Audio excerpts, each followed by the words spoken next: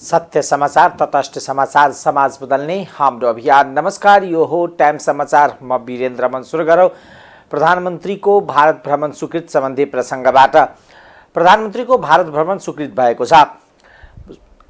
सोमबार प्रधानमन्त्री तथा मन्त्री परिषदको कार्यालय सिंहदरबारमा बसेको मन्त्री परिषदको बैठकले भ्रमणलाई स्वीकृति दिएको हो। बैठकपछि सञ्चारकर्मीसँग कुरा गर्दै सञ्चार तथा सूचना प्रविधि मन्त्री एवं सरकारकी प्रवक्ता रेखा शर्माले प्रधानमन्त्री पुष्पकमल दाहालको जेठ 17 देखि 20 गतेसम्म हुने भारत भ्रमणको टोली निर्माण गरेको बताउनुभयो। बैठकले आर्थिक वर्ष 80-81 को बजेट संसदमा प्रस्तुत गर्ने स्वीकृति प्रदान समेत गरेको हो।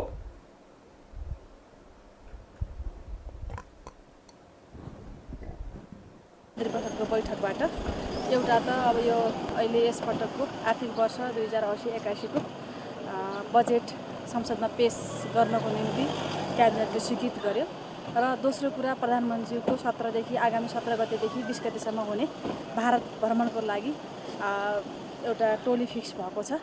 त्यसको लागि अब हाम्रो प्रधानमन्त्रीज्यू सहित हाम्रो भौतिक पूर्वाधार मन्त्री, ऊर्जा मन्त्री, त्यसपछि परराष्ट्र मन्त्री सहित 5 जना मन्त्रीहरू हुनुहुन्छ र प्रधानमन्त्रीको टोलीको भारत भ्रमण सम्बन्धी आज औपचारिक प्रधानमन्त्री भ्रमण स्वीकृत भएको छ क्याबिनेटबाट। यो महत्त्वपूर्ण दुईटा निर्णय हुन्। अरू बाँकी सबै संसदबाट आज टोलीमा प्रधानमन्त्री सहित भौतिक पूर्वाधार तथा यातायात मन्त्री प्रकाश ज्वाला, ऊर्जा मन्त्री शक्ति बहादुर बस्नेत, परराष्ट्र मन्त्री नारायण प्रसाद साउद सहित 5 जना मन्त्रीहरू सहभागी हुने बताउनुभयो। नागरिक उन्मुक्ति पार्टीका संरक्षक रेशम चौधरी जेलमुक्त भएका छन्। टिकापुर घटनामा जन्मकैदको सजाय भोगिरहेका चौधरी सोमबार बिहान जेलमुक्त भएका हुन्। राष्ट्रपति रामचन्द्र पौडेलले गणतन्त्र दिवसको अवसरमा कैद सजाय माफ गरिदिएपछि चौधरी जेलमुक्त भएका हुन्। सन् 2072 भदौ 7 मा टिकापुरमा भएको प्रदर्शनमा हिंसात्मक झडपमा परिणत हुँदा 8 प्रहरी र 1 नाबालकको ज्यान गएको थियो। उक्त घटनाको योजनाकार र मुख्य अभियुक्तको रूपमा चौधरीलाई अभियोजन गरिएको थियो। राष्ट्रपति गणतन्त्र दिवसको अवसरमा आम माफी पाएका उहाँको स्वागतका लागि श्रीमती र नागरिक उन्मुक्ति पार्टीका अध्यक्ष तथा भूमि व्यवस्था, सहकारी तथा गरिबी निवारण मन्त्री रञ्जिता श्रेष्ठ, नेत्री एलिजा गौतम सहित पार्टीका नेता, कार्यकर्ता र शुभेच्छुकहरू दिल्ली बजार कारागार पुगेका थिए। उनीहरूले रेशमलाई फूलमालाले भव्य स्वागत गरेका छन्। उनको स्वागतका लागि सोमबार बिहानैदेखि दिल्ली बजार कारागारमा नेता तथा कार्यकर्ताको भिड लागेको थियो। तर सामाजिक सञ्जालमा भने सरकारको यस निर्णयको चौतर्फी विरोध भएको छ। रेशम चौधरीले टिकापुर घटना आफू निर्दोष रहेको दावी गर्नुभएको छ। टिकापुर घटना बन्द कोठामा भएको होइन भन्दै उहाँले घटना देख्ने हजारौं आँखाहरू साक्षी रहेको तर्क गर्नुभयो।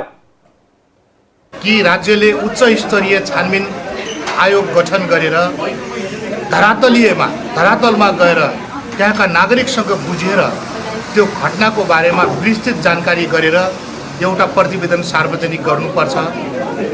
शहादत प्राप्त शहीद परिवारप्रति मेरो तर्फबाट भावपूर्ण श्रद्धाञ्जली। निश्चय पनि उहाँहरूलाई दुःख भएको छ, दुःख लाग्छ।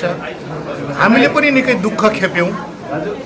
तर बडो अनौठो के भयो भने टिकापुर घटनाको कथा एउटा बनाइयो, पटकथा अर्कै लेखियो र फिल्म अर्कै बन्यो। यही फिल्मको रणभुल्लमा संसारभरिका जनताहरू परे, तर वास्तविकता त्यो होइन भएको छ। तर त्यस्तो होइन। टिकापुर हो। टिकापुर घटनामा मेरो घर जलेको छ, मेरो एफएम जलेको छ। हामी असली पहिचानको राजनीति गर्छौँ। यो देशमा पहिचान स्थापित हुनुपर्छ। भूमिपुत्र थारूहरूले अधिकार पाउनुपर्छ। थरवट प्रदेश कायम गरिनु पर्दछ। अर्थ सत्य पनि होइन, सत्य धरातल हो। सत्य यथार्थ खोज्न धरातलमै पुग्नुपर्छ। टिकापुरवासीलाई टिकापुर घटनाको पीडा थाहा छ। घटनाको निष्पक्ष छानबिन हुनुपर्ने भन्दै उहाँले घटनामा मारिएका प्रहरीका आफन्तहरूले पनि न्याय पाउनुपर्ने माग गर्नुभयो। चौधरीले टिकापुर घटनाका वास्तविक दोषी को हुन् भन्ने आफूलाई राम्रोसँग ज्ञान रहेको दावी पनि उहाँले गर्नुभयो।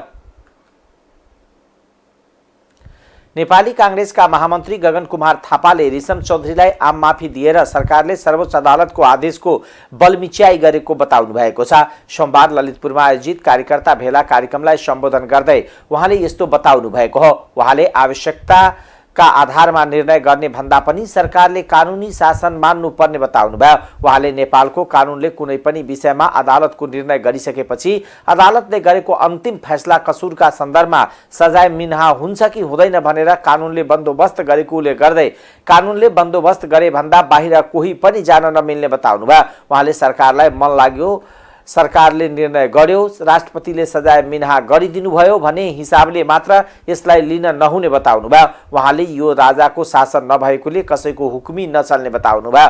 उहाँले सरकार चलाउने कुरामा केही गाह्रो भयो भनेर प्रचलित कानुनलाई मिच्न नहुने बताउनु भयो। उहाँले राष्ट्रहित विपरीत गरिने निर्णयले भविष्यमा आफैलाई पछुतो हुने बताउनु भयो। महामन्त्री थापाले रेशम चौधरीको बारेमा अदालतको पूर्ण पाठ आइ नसकेको अवस्थामा अदालतलाई हेप्नु जे गरे पनि हुन्छ भन्ने मानसिकता विकसित हुँदै गएको प्रमाणित भएको बताउनु भयो। विधिको शासन वकालत गर्ने बेलामा सरकार परिवर्तन भएर केही फरक नपर्ने बताउनु भयो। सत्ता पाइँदैन, अर्थात् त्यो कांग्रेस जसले मलाई सत्ता चाहिँदैन, मलाई सिद्धान्त प्यारो छ भनेर 30 वर्ष पञ्चायतसँग सङ्घर्ष गर्यो, त्यो कांग्रेस जसले ज्ञानेन्द्र शाहले गराएको निर्वाचनमा म चुनावमा अस्ति भर्खर होइन 60 सालमा होइन, त्यो बेलामा हामी मेयर बन्दैन थियो, उपमेयर बन्दैन थियो, वडा अध्यक्ष बन्दैन थियो, म चुनावमा भाग लिन्न किनकि यो चुनाव होइन भनेर भन्यो।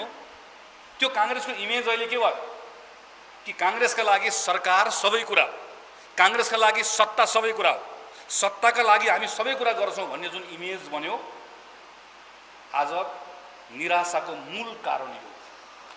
निराशाको मूल कारण यो। गल्ती जहाँबाट भएको छ सच्याउने काम त्यहीँबाट गर्नुपर्छ। त्यसैले मैले त म पार्टीको योभन्दा अघिल्ला बैठकहरुमा पनि भन्दै आएको, अघिल्लो बैठकहरुमा मत राखियो, आफ्नो फरक मत राखियो, तर पार्टीको बहुमतले गर्यो निर्णय भनेर मानियो। बाट भएको छ सच्याउने काम त्यहीँबाट गर्नुपर्छ। बोलेको कुरा त तीनटा नेता मिलेर मलाई चित्त बुझेन ल। अहिले मैले कुरा बोलेको कुरा अब संसदमा गएर मैले बोले भने चित्त बुझेन भने त तीनटा नेता बसेर मेरो त मेटाइदिने भयो। अब एउटा सांसदको सार्वभौम सांसदको अधिकार मैले कसलाई लगेर दिएँ भने म बोल्ने इरेजर कसको हातमा हो? तीनटा नेताको हातमा। कांग्रेस भएको कुरामा जुन हाम्रो गौरवको कुरा हो त्यसमाथि प्रश्न उठ्ने ठाउँ बन्यो। कांग्रेसभित्र एउटा ठुलो सुधार गर्न सक्यो, पार्टीलाई शुद्ध बनाउन सक्यो, पार्टीलाई सुदृढ बनाउन सक्यो। अघि मैले भने पार्टीले गरेका गलत निर्णयहरू गर्ने कुराबाट पार्टीलाई रोक्न सकियो, सच्याउन सकियो र पार्टीलाई जनमुखी बनाउन सकियो। पार्टीलाई जनतासँग एकदम गाँच्न सकियो भने कसैले पनि रोक्न सक्दैन। पार्टीको प्रत्येक सदस्य अब जोखिम उठाउन तयार हुनुपर्छ। सबैजना मान्छे आफ्नो सुविधाको ठाउँबाट बाहिर निस्कनुपर्छ। महामन्त्री थापाले नेपाली कांग्रेस सत्ता र सरकारमा लिप्त हुन थालेको बताउनुभयो। उहाँले आजका युवाहरूमा कांग्रेसप्रति निराशा हुनुको मूल कारण सत्ता र सरकारका लागि कांग्रेसले मरिमेट्नु रहेको उल्लेख गर्नुभयो। यस्तो गल्ती भएकै ठाउँमा सच्याउनु पर्ने बताउनुभयो। उहाँले पार्टीमा अब पनि यस्ता गल्तीहरू स्वीकार गरेर अघि नबढ्ने बताउनुभयो। महामन्त्री थापाले नेपाली कांग्रेसले अब कहिले पनि चुनावअघि गठबन्धन नगर्ने प्रतिबद्धता जनाउनुभयो। राष्ट्रिय स्वतन्त्र पार्टी रासपाका समानुपातिक सांसद सिफारिस हुनुभएकी बिन्दवासिनी कंसाकारले सोमबार पद तथा गोपनीयताको शपथ लिनुभएको छ। कंसाकारले सोमबार दिउँसो 3 बजे सिंहदरबार स्थित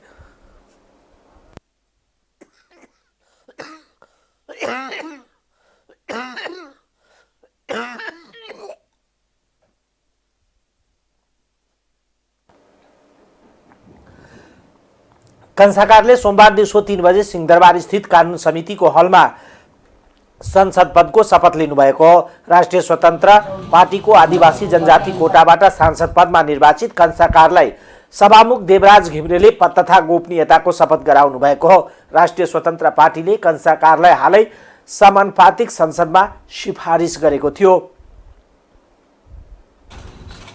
यहाँ संसदमा गरिमामय संसदमा आज सांसदको रूपमा लिएर जानु भनेको हुनुभएको छ। म साँच्चै नर्भस चाहिँ होइन, तर पनि यो अलिकति कन्फ्युजिङ टाइपको वा त्यस्तो केही छ जस्तो लागेको छ मलाई पनि। 16औं गणतन्त्र दिवस मुलुकभर विविध कार्यक्रमको आयोजना गरी मनाइएको छ। यसैबीच काठमाडौँको सैनिक मञ्च टुडी खेलमा विविध कार्यक्रम गरी गणतन्त्र दिवस मनाइएको छ। सो अवसरमा आयोजित कार्यक्रममा राष्ट्रपति रामचन्द्र पौडेल, उपराष्ट्रपति रामसहाय प्रसाद यादव, प्रधानमन्त्री पुष्पकमल दाहाल, प्रतिनिधि सभाका सभामुख देवराज घिमिरे,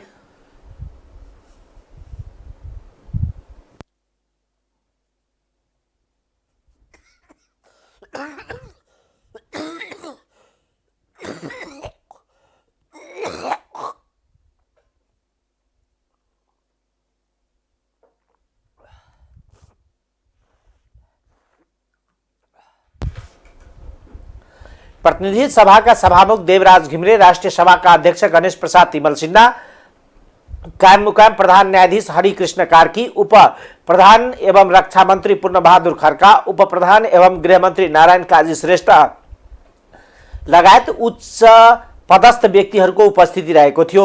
नेपाली जनताको लामो बलिदान र सङ्घर्षको उपलब्धिको रूपमा 1.5 दशकदेखि यो दिवस मनाइने गरिएको छ।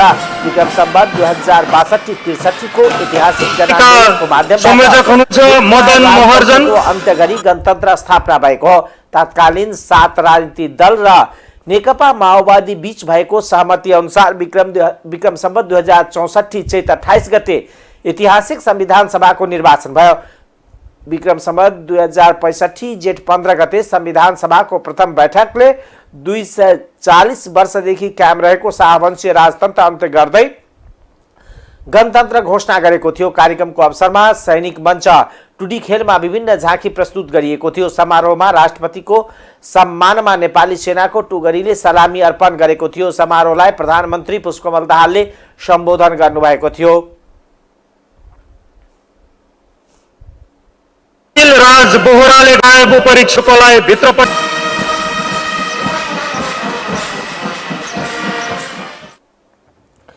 प्रधानमन्त्री पुष्पकमल दाहालले संघीय लोकतान्त्रिक गणतन्त्रात्मक शासन व्यवस्थाको संस्थागत विकासका लागि सबै राजनीतिक दल र नेपाली जनताबीच एकता र सहकार अझ बलियो हुन जरुरी रहेको बताउनु भएको छ। सोमबार सैनिक मञ्च टुडी खेलमा आयोजित गणतन्त्र दिवस कार्यक्रमलाई सम्बोधन गर्दै उहाँले यस्तो बताउनु भएको हो। उहाँले लोकतन्त्रमा विभिन्न धारणा र विचार हुन स्वाभाविक रहेको पनि बताउनु भयो। उहाँले महत्त्वपूर्ण राष्ट्रिय मुद्दामा सबै राजनीतिक दल र आम नेपाली जनताको समान र अविचलित धारणा हुन सके मात्र मुलुकलाई अघि बढाउन र राष्ट्रिय एकता जगलाई अझ बलियो बनाउन सकिने धारणा राख्नुभयो। प्रधानमन्त्री दाहालले संविधान र कानुनमा रहेका सम्पूर्ण अधिकारको प्रयोग जनताले सहज रूपमा गर्न सक्ने अवस्था नभएसम्म गणतन्त्र दिगो हुन नसक्ने बताउनुभयो। उहाँले आम जनताको जीवन स्तरमा गुणस्तरीय सुधार नभएसम्म लोकतन्त्र र गणतन्त्रको औचित्य प्रमाणित गर्न नहुने बताउनुभयो। उहाँले जनताको जीवन स्तरलाई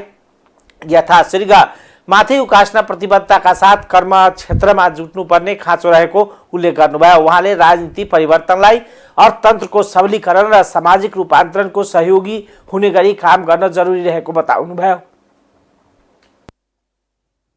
का रूपमा स्थापित गर्न पहल गरिरहेका छौं। नेपाली समाजको संरचना तथा भौगोलिक विशिष्टतालाई सम्बोधन गर्न संघीयता, समावेशिता एवं समानुपातिक प्रतिनिधित्वको सिद्धान्त अंगीकार गरिएको छ। विश्वव्यापी रूपमा स्थापित लोकतन्त्रका आधारभूत सिद्धान्त र नेपाली समाजको विशेषता अनुकूलका चरित्र थप गरिएको संघीय लोकतान्त्रिक गणतन्त्र नेपालको मौलिक राजनीतिक प्रणाली हो भन्ने तथ्य स्थापित हुँदै गएको छ। यसलाई अझै जनताको जीवन व्यवहारसँगै जोडेर स्थापित गर्दै लैजानुपर्ने आवश्यकतामा म जोड दिन चाहन्छु। नेपाली जनताको आर्थिक, सामाजिक र सांस्कृतिक रूपान्तरण यो व्यवस्थाको अभिष्ट हो। संविधान र व्यवस्था अनुरूप सञ्चालित सरकार लगायत सबै पक्षको ध्यान अब गणतान्त्रिक व्यवस्थाका अभिष्ट पूरा गर्नतिर केन्द्रित हुनुपर्दछ र हुँदै पनि गएका छन्। यसको निम्ति हामीले गम्भीर आत्मसमीक्षा गर्दै नागरिक हक अधिकारको पूर्ण सुनिश्चितता गर्दै छोटो समयमा मुलुकलाई आर्थिक सामाजिक रूपमा एक सबल र समुन्नत राष्ट्र बनाई जनताको जीवनस्तरमा उल्लेखनीय सुधार ल्याउने हाम्रो प्रयासले क्रमशः आकार लिन थालेको छ। संघीय लोकतन्त्र महत्त्वपूर्ण राष्ट्रिय गुणस्तरीय सुधार नआएसम्म लोकतन्त्र र गणतन्त्रको औचित्य पनि प्रमाणित हुँदैन। यस कुरालाई हामीले गर्मिता साथ मनन गरी जनताको जीवनस्तर राष्ट्रमा रूपान्तरण गरी मुलुक र जनताको प्रतिष्ठा अभिवृद्धि गर्न वर्तमान सरकार क्रियाशील छ। संविधानले निर्दिष्ट गरे अनुरूप समाजवाद उन्मुख आत्मनिर्भर अर्थतन्त्रको निर्माण गर्दै सुशासन सहितको राज्य सञ्चालनका पक्षमा दृढतापूर्वक उभिन जरुरी छ। सुशासन र सामाजिक न्याय सहितको समृद्ध नेपालका लागि फेरि राष्ट्रिय एकताको खाँचो रहेको तथ्यलाई गम्भीरतापूर्वक लिन म सबैमा अपिल गर्दछु। प्रधानमन्त्री दाहालले गणतन्त्र लोकतन्त्र प्रति वितृष्णा जगाउने काम भइरहेको भन्दै यी प्रयासहरू सफल नहुने दाबी गर्नुभयो। उहाँले लोकतन्त्रको विकल्प अझ सुदृढ लोकतन्त्र नै हुने बताउनुभयो। सरकारले कृषिका लागि उत्पादन साथमा अनुदान हातमा कार्यक्रम घोषणा गरेको छ। अर्थमन्त्री डाक्टर प्रकाश शरण महतले सोमबार संघीय संसदमा आर्थिक वर्ष 80-81 को राजस्व र व्ययको वार्षिक अनुमानित बजेट पेश गर्दै कृषि क्षेत्रको विकासका लागि किसानलाई उत्पादनमा प्रोत्साहन दिने उक्त कार्यक्रम ल्याइएको बताउनुभयो। उत्पादन साथमा अनुदान हातमा भन्ने नाराका साथ कृषि अनुदानलाई उत्पादनमा आधारित बनाइने उहाँले बताउनुभयो। बिउ खरिद, रासायनिक मल, बिमा र यान्त्रिकीकरणमा दिँदै आएको अनुदान बाहेक बाँकी सबै प्रकारको कृषि अनुदानलाई उत्पादनमा आधारित बनाइने बजेटमा उल्लेख छ। यस बमोजिम अनुदान प्रणालीलाई व्यवस्थित र पारदर्शी बनाउन आगामी साउन मसान्तभित्र नयाँ मापदण्ड र कार्यविधि तर्जुमा गरी कार्यान्वयनमा ल्याइनेछ। यसबाट कृषिमा प्रदान गरिँदै आएको अनुदान सदुपयोग नभएको भन्ने आम गुनासो सम्बोधन हुने र वास्तविक किसान लाभान्वित भई कृषि उत्पादन बढ्न सघाउ पुग्ने सरकारको अपेक्षा छ। प्रदेश तथा स्थानीय तहले समेत उत्पादनमा आधारित कृषि अनुदान प्रणाली अवलम्बन गर्न सक्ने अर्थमन्त्री महतले बताउनुभयो। साथै सबै सरकारी सेवा, नियामक निकाय र सार्वजनिक संस्थामा आगामी आर्थिक वर्ष नयाँ संरचना र दरबन्दी सिर्जना गरिने भएको छ। सार्वजनिक प्रशासनको विद्यमान संरचना र दरबन्दीको पुनरावलोकन गरी छरितो बनाइनेछ। सम्बन्धित मन्त्रालय र निकायले आगामी आर्थिक वर्षको मङ्सिर महिनाभित्र संगठन तथा व्यवस्थापन सर्वेक्षण सम्पन्न गर्नुपर्ने भएको छ। किसानलाई आफ्नो उत्पादनको उचित मूल्य प्राप्त गर्ने अवस्था सिर्जना गर्न धान, गहुँ लगायतका प्रमुख खाद्यान्न बाली वितरण पूर्व नै समर्थन मूल्य तोकिनेछ। किसानले उचित मूल्य पाउने गरी कृषि उपजको उत्पादनदेखि बजारसम्मको आपूर्ति श्रृङ्खलामा सुधार गरिनेछ। कृषि उपजको सङ्कलन, भण्डार र बजारसम्म पहुँच विस्तारका लागि कृषि सहकारीलाई प्रबन्धन गरिनेछ। यस्ता सहकारीलाई ढुवानी साधन खरिदमा राजस्व छुट दिनुका साथै सङ्कलन केन्द्र निर्माण सहयोग उपलब्ध गराइनेछ। औषधिजन्य प्रयोगको लागि गाँजा खेतीको सम्भाव्यता अध्ययन गरिनेछ।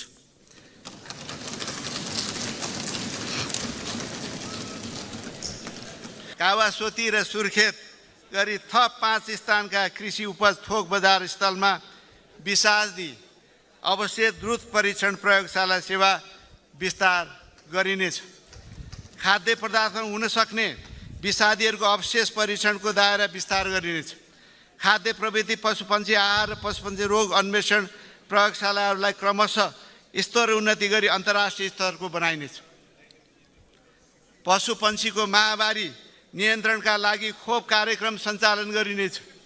आगामी आर्थिक वर्षमा विभिन्न रोगका करिब 5,60,00,000 डोज भ्याक्सिन स्वदेशमै उत्पादन गर्न आवश्यक रकम विनियोजन गरेको छु। पशु नस्ल सुधार मार्फत उत्पादन र उत्पादकता वृद्धि गर्न आगामी वर्ष उन्नत जातको राँगा, साँडे तथा बयर बोकाको 6 लाख डोज सिमेन्ट उत्पादन गरी सबै स्थानीय तहमा कृत्रिम गर्भाधान सेवा विस्तार गरिनेछ। राष्ट्रिय कृषि अनुसन्धान परिषदबाट धान, स्याउ, मकै, कोदो, जौ, सूर्यमुखी, जुना र अदुवा लगायतका नयाँ जातका कृषि बाली र प्रविधि विकास गरिनेछ। कृषि क्षेत्रको विकासका लागि सङ्घ, प्रदेश र स्थानीय तहको भूमिका र जिम्मेदारी स्पष्ट गर्ने गरी सङ्घीय कृषि ऐन तर्जुमा गरिनेछ। यसबाट कृषियोग्य भूमिको संरक्षण, कृषिको व्यवसायीकरण, बजार व्यवस्थापन र नियमन लगायतका कार्य व्यवस्थित हुनुका साथै अन्तर्तः समन्वय थप प्रभावकारी हुने विश्वास लिएको छु। कृषि तथा सरकारका नियमित संरचनाबाट सम्पादन हुने कामका लागि अलगै संरचना वा निकाय सृजना गर्न र परामर्श सेवा लिन तथा स्वीकृति दरबन्दी भन्दा बढी संख्यामा सेवा करार लिन नपाइने व्यवस्था गरेको अर्थमन्त्रीले जानकारी दिनुभयो। सरकारले विश्व सम्पदा सूचीमा सूचीकृत विश्वभरका फैलिएका वैदिक सनातन हिन्दू धर्मावलम्बीको आस्थाको केन्द्र पशुपति क्षेत्रको गुरु योजना कार्यान्वयनमा ल्याउने भएको छ। धार्मिक र सांस्कृतिक स्थललाई समेटेर धार्मिक पर्यटक स्थलका रूपमा विकास गरिने अर्थमन्त्री डाक्टर प्रकाश शरण महतले संघीय संसदमा संयुक्त बैठकमा प्रस्तुत गर्नुभएको आर्थिक वर्ष 80-81 को बजेट वक्तव्यमा उल्लेख छ। सांस्कृतिक सम्पदाको संरक्षण प्रवर्धन गरी पर्यटन प्रवर्धन गरिने पनि बजेट वक्तव्यमा उल्लेख गरिएको छ। 100 वर्ष भन्दा पुराना गुम्बाको संरक्षण गर्नुको साथै भूकम्पले भत्किएका नुवाकोट, सिन्धुपाल्चोक, मकवानपुर, धादिङ लगायत जिल्लाका गुम्बा पुनर्निर्माण गरिने भएको छ। गुठी जग्गा संरक्षणका लागि एकीकृत अभिलेख तयार गरिने भएको छ। नेपाल सरकारले हिमालको पानीलाई ब्रान्डिङ गर्ने गरी वाटर फ्रम द हिमालय कार्यक्रम घोषणा गरेको छ। प्रोत्साहित गरिनेछ। सीमाबाट नजिकका पहाडी सहरहरूलाई हिल स्टेसन रूपमा विकास गर्न पर्यटन प्रवर्धनका लागि आर्थिक वर्ष कोशी, लुम्बिनी र सुदूरपश्चिमा प्रदेश एक हिल स्टेसन विकासलाई अगाडि बढाइनेछ। काठमाडौँ उपत्यका लगायतका सम्भाव्य स्थानमा हाइकिङ तथा टाकुरा प्रवर्धन गरिनेछ। टाकुरा पर्यटन प्रवर्धन गरिनेछ। पर्यटन प्रवर्धन गर्न पर्यटक विश्राम स्थल, हरियाली पार्क निर्माण तथा व्यवस्थापन, वन्यजन्तु अवलोकन मचान निर्माण तथा मर्मत लगायतका पूर्वाधार निर्माण गरिनेछ। संरक्षित क्षेत्रभित्र 621 किलोमिटर पर्यटन मार्ग निर्माण तथा मर्मत सुधार गरिनेछ। पर्वत, म्याग्दी र बागलुङ उत्तरी भागमा भाग समेटी पर्यटन र मगर संस्कृति पर्यटन क्षेत्रको रूपमा विकास गर्न प्रोत्साहित गरिनेछ। खप्तर लगायत पर्यटकीय सम्भावना भएका महत्त्वपूर्ण क्षेत्रहरूमा केबल कार निर्माण गर्न निजी क्षेत्रलाई प्रोत्साहित गरिनेछ। पदयात्रा, पर्वतारोहण लगायत पर्यटकीय सेवामा दिइने अनुमतिमा एकद्वार प्रणाली लागू गरिनेछ। विराटनगर, भरतपुर, नेपालगञ्ज, धनगढी विमानस्थलको स्तर उन्नति गरी क्षेत्रीय विमानस्थलको रूपमा विकासन गरिनेछ। रुकुमको चौरजहारी, दाङको टरीगाउँ, उदयपुरको सगरमाथा, जुम्लाको खलङ्गा लगायतका विमानस्थलको स्तरोन्नति गरिनेछ। दुर्गम क्षेत्रमा उडान भर्ने हवाई कम्पनीलाई सहुलियत दिए हवाई यातायात सुविधा सहज र सुलभ बनाइनेछ। नेपाल नागरिक उड्डयन प्राधिकरणलाई पुनर्संरचना गरी नियामक र सेवा प्रदायक निकाय अलग अलग गरिनेछ। उडान सुरक्षालाई उच्च प्राथमिकता राखी गुणस्तरीय पूर्वाधार विकास र सेवा प्रवाहमा सुधार गर्नुका साथै नियामकीय भूमिकालाई सबल बनाइनेछ। गौतम बुद्ध र पोखरा विमानस्थलबाट नियमित रूपमा अन्तर्राष्ट्रिय हवाई सेवा सञ्चालन हुने व्यवस्था मिलाइनेछ। यी विमानस्थलमा उडान भर्ने अन्तर्राष्ट्रिय वायुसेवा कम्पनीहरूलाई ग्राउन्ड ह्यान्डलिङ शुल्कमा सहुलियत दिइनेछ। त्रिभुवन अन्तर्राष्ट्रिय विमानस्थलको भौतिक संरचना र यात्रु सेवा सुधार गरिनेछ। बौद्ध मार्गीलाई लुम्बिनीसँग प्रत्यक्ष रूपमा जोड्न थाइल्यान्ड, श्रीलङ्का, चीन, भारत लगायतका राष्ट्रसँग गौतम बुद्ध अन्तर्राष्ट्रिय विमानस्थलबाट सोझै उडान गर्ने व्यवस्था मिलाइनेछ। अर्थमन्त्री डाक्टर प्रकाश शरण महतले संघीय संसदको बैठकमा आर्थिक वर्ष 81-81 को बजेट प्रस्तुत गर्दै हिमालयको पानीलाई ब्रान्डिङ गरी नेपालको हिमाली क्षेत्रको मिनरल वाटर तथा प्रशोधित पानी निर्यात गर्न आवश्यक सहजीकरण गर्ने बताउनुभयो। उहाँले नेपाललाई हिमालको पानी निर्यात गरेर विदेशी मुद्रा आर्जन गर्ने राम्रो अवसर रहेको समेत बताउनुभयो।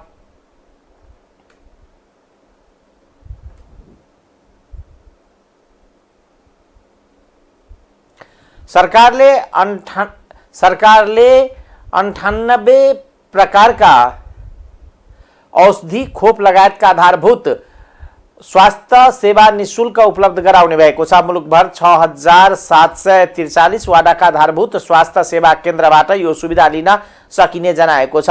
औषधि, खोप लगायतका आधारभूत स्वास्थ्य सेवा निःशुल्क उपलब्ध गराउन 1 अर्ब 28 करोड विनियोजन गरेको आगामी आर्थिक वर्ष 80-81 को बजेट 80-81 का लागि बजेट प्रस्तुत गर्दै अर्थमन्त्री डाक्टर प्रकाश शरण महतले बताउनु भएको छ। कार्यक्रम अन्तर्गत स्वदेशमा नै उत्पादित औषधि खरिद गर्न प्राथमिकता दिने समेत बताइएको छ। करोड विनियोजन गरेको छ। मातृ मृत्युदर र नवजात शिशु मृत्युदर बढी भएका स्थानमा लक्षित गरी आमा र नवजात शिशु सुरक्षाका विशेष कार्यक्रम सञ्चालन गरिनेछ। मातृ तथा नवशिशु कार्यक्रम र आमा सुरक्षा कार्यक्रमलाई निरन्तरता दिएको छ। क्यान्सर, मेरुदण्ड, पक्षघात र मृगोला प्रत्यारोपण गरेका तथा डायलाइसिस गराएका बिरामीलाई औषधि उपचार खर्च बापत दिँदै आएको मासिक रु 5,000लाई निरन्तरता दिएको छु। विपन्न नागरिकलाई मुटु रोग, मृगोला रोग, cancer, Parkinson, Alzheimer's, spinal injury, head injury तथा सिकलेस एनिमियाको उपचारमा दिँदै आएको अनुदानलाई निरन्तरता दिन 2 अर्ब 50 करोड विनियोजन गरेको छु। काठमाडौँको वीर अस्पतालमा रहेको बर्न युनिटलाई स्तर उन्नति गरी सुविधा सम्पन्न बर्न सेन्टरको रूपमा विकास गर्न आवश्यक बजेट छुट्याएको छु। सञ्चालन गर्ने व्यवस्था मिलाइनेछ। गेटा अस्पताललाई 100 शय्याको अस्पतालको रूपमा विकास गर्न पूर्वाधार निर्माण, उपकरण खरिद र जनशक्ति व्यवस्थापनलाई बजेटको व्यवस्था गरेको छु। क्षमता विस्तार गरिनेछ। सबै सङ्घीय अस्पतालमा मानसिक रोगको लागि अन्तरङ्ग सेवा सञ्चालन गरिनेछ। स्वास्थ्य प्रयोगशाला लगायतका प्रयोगशालालाई भवन निर्माणका लागि साथै उपकरण, परीक्षण किट्स, केमिकल रिएजेन्ट लगायतका सामग्री खरिद गर्न चिकित्सा जस्ता वैकल्पिक उपचार केन्द्रलाई प्रोत्साहन गरिनेछ। बुढा नीलकण्ठमा राष्ट्रिय आयुर्वेद पञ्चकर्म रोग सेवा केन्द्र भवन निर्माण कार्य सम्बन्धी बजेट व्यवस्था गरेको छु। नागरिकलाई शारीरिक व्यायाम, योग र आरोग्य सेवाको विस्तार र स्वस्थ र सन्तुलित आहारमा जोड दिई स्वस्थ जीवनशैली अपनाउन अभिप्रेरित गरिनेछ। खुला योग तथा व्यायामशाला निर्माण तथा उपकरण खरिदको लागि बजेट व्यवस्था गरेको छु। पायक पर्ने स्थानमा आधारभूत अस्पताल निर्माण तथा सञ्चालन गर्न प्राथमिकता दिने समेत बताइएको छ। नेपाली क्रिकेटको घर मानिने त्रिवी क्रिकेट मैदानलाई अन्तर्राष्ट्रिय स्तरको रङ्गशालाका रूपमा विकास गरिने भएको छ। अर्थमन्त्री डाक्टर प्रकाश शरण महतले सोमबार बजेट भाषणमा त्रिभुवन विश्वविद्यालय क्रिकेट मैदानलाई अन्तर्राष्ट्रिय स्तरको क्रिकेट रङ्गशालाका रूपमा विकास गरिने बताउनुभयो। यस रङ्गशालामा फ्लडलाइट राख्ने काम सम्पन्न गरिनेछ। मन्त्री महतले बजेटमा उल्लेख गर्नुभयो। मूल पानी क्रिकेट रङ्गशालाको निर्माण कार्य सम्पन्न गरिनेछ। विराटनगरको गिरिजा प्रसाद कोइराला क्रिकेट स्टेडियम, बैतडीको दशरथ चन्द्र क्रिकेट रङ्गशाला, कैलालीको फाप्ला र काठमाडौँको स्वर्ण शमशेर क्रिकेट रङ्गशाला निर्माण कार्य अगाडि बढाउने बजेट व्यवस्था गरेको उल्लेख गर्नुभयो।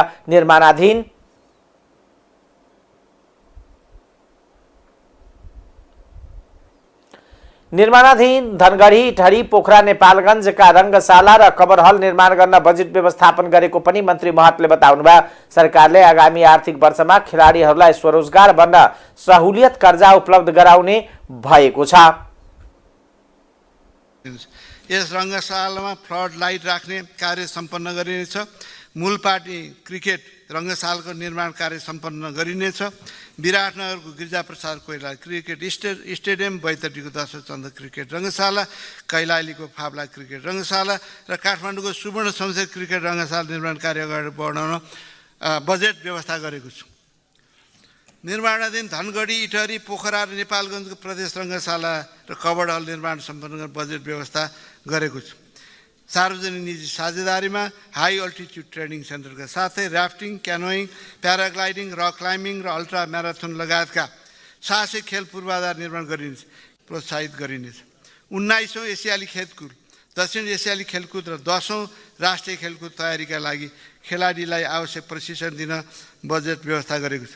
अन्तर्राष्ट्रिय खेलकुद प्रतियोगितामा पदक हासिल गर्ने खेलाडीलाई प्रोत्साहन र सम्मान गरिनेछ। युवाहरूलाई अनुशासित र स्वस्थ बनाउन मार्शल आर्ट खेललाई समुदाय स्तरसम्म विस्तार गर्न प्रोत्साहित गरिनेछ। विश्वविद्यालय क्रिकेट मैदानलाई खेलाडीलाई स्वरोजगार बन्न चाहेमा युवा स्वरोजगार कोष मार्फत सहुलियतपूर्ण कर्जा प्रदान गरिने व्यवस्था मिलाइएको जानकारी दिनुभयो। अर्थमन्त्री महतले संघीय संसदको दुवै सदनमा 17 खर्ब 51 अर्ब 31 करोड रुपियाँको बजेट प्रस्तुत गर्नुभएको छ, जसमा चालु खर्चतर्फ 11 अर्ब 49 करोड 78 करोड रहेको छ। पुँजीगततर्फ 3 खर्ब 2 अर्ब 7 करोड रुपियाँ रहेको छ। त्यसैगरी चालुतर्फ 65%, पुँजीगततर्फ 17%, वित्तीय अनुदानतर्फ 18% र प्रदेश तथा स्थानीय अनुदान रहेका छन्।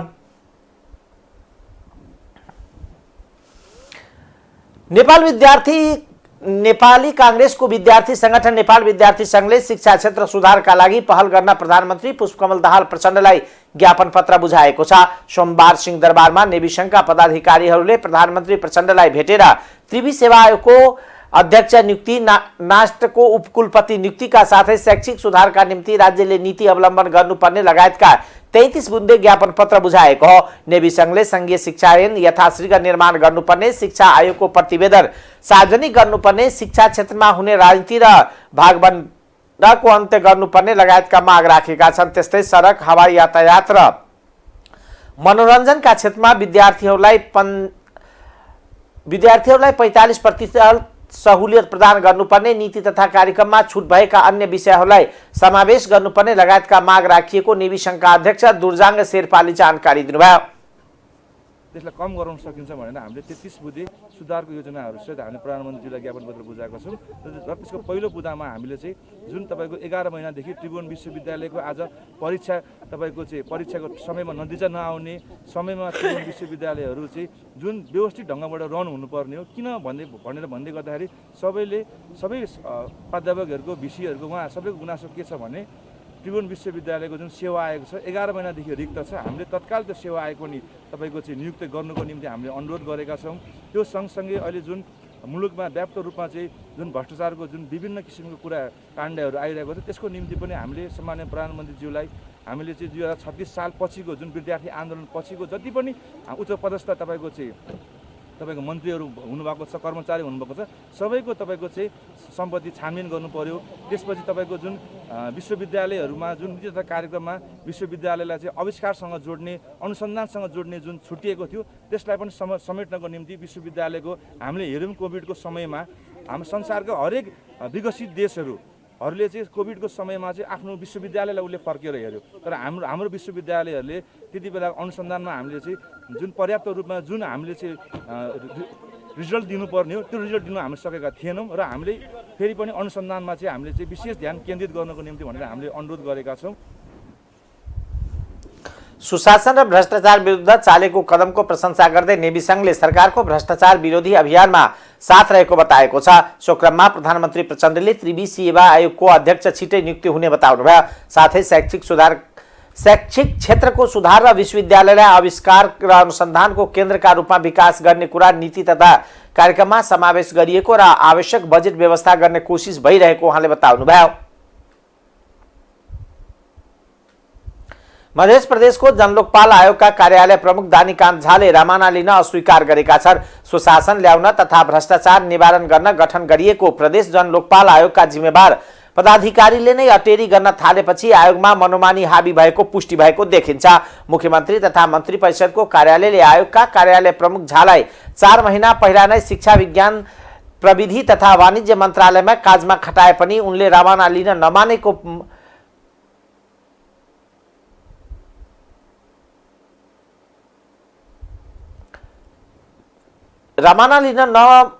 पाइएको छ। कार्यालयले 2079 फागुन 2 गते झालाई शिक्षा, विज्ञान तथा प्रविधि वाणिज्य मन्त्रालयमा खटाए पनि उनले आजको मितिसम्म मन्त्रालयमा हाजिर हुन आनाकानी गर्दै आएको बताइएको छ। झाले अहिले पनि जनलोकपाल आयोगमै हाजिर गर्दै आएका छन्। मुख्यमन्त्री कार्यालयले जाको ठाउँमा विष्णु ढुङ्गेललाई पठाइसके पनि ढुङ्गेललाई झाले हाजिर गर्न रोक लगाएको आयोगले जनाएको छ। यता सरुवा भएको 4 महिना बितिसक्दा पनि रवाना नलिएपछि मन्त्रालयले जेठ 7 गते खटाइएका कर्मचारीमा हाजिर किन नभएको जेठ 20 गते भित्र रवानाका लागि पत्र काटेको बुझिएको छ। जेठ 10 गते भित्र रवानाका लागि पत्र काटिए पनि कार्यालयमा सम्पर्क गर्दा झाले रवाना पत्र बुझ्न अस्वीकार गरेका छन्। यस सम्बन्धमा आयोगका सदस्य राजकिशोर प्रसाद शाहले कार्यालय प्रमुख झाको सरुवा 4 महिना पहिला नै भइसकेको कुरा सत्य रहेको बताउनुभयो। उहाँले झा हाजिर हुन चाहेका छैनन्, त्यस विषयमा आफूलाई जानकारी नरहेको बताउनुभयो। स्रोतका अनुसार आयोगमा झाको हाली मुहाली चल्दै आएको र सोही कारणले रवाना लिनबाट अस्वीकार गर्दै आएका छन्। अन्तर्राष्ट्रिय समाचार।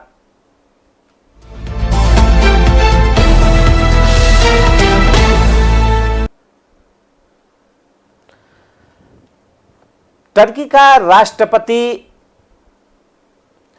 रिसेप तैयप एर्डोगान राष्ट्रपति चुनावमा विजय हुनुभएको छ। उहाँले 52% मत प्राप्त गर्दै प्रतिद्वन्दी केमल किचिन्दालाई पराजित गर्नुभयो।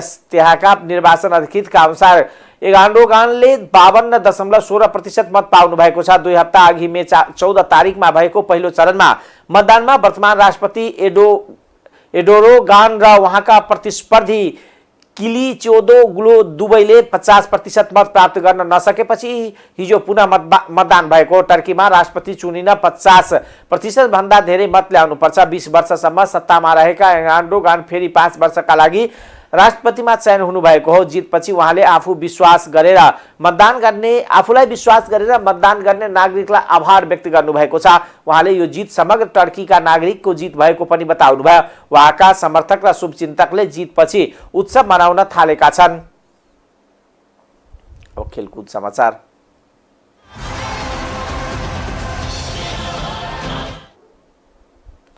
मलेसियासँगको टी20 अन्तर्राष्ट्रिय क्रिकेटमा नेपाल पराजित भएको छ। मलेसियाको YSDUKM ओभल क्रिकेट मैदानमा सोमबार भएको खेलमा नेपाल मलेसियासँग 5 विकेटले पराजित भयो। नेपाली क्रिकेट टोलीले पहिलो पटक मलेसियासँग हार बेहोरेको छ। यसअघि मलेसियासँग भएको 3वटा टी20 अन्तर्राष्ट्रियमा नेपाल पराजित भएको थियो। नेपालले दिएको 51 रनको लक्ष्य मलेसियाले 13 ओभर 2 बलमा 5 विकेट गुमाएर भेट्टायो।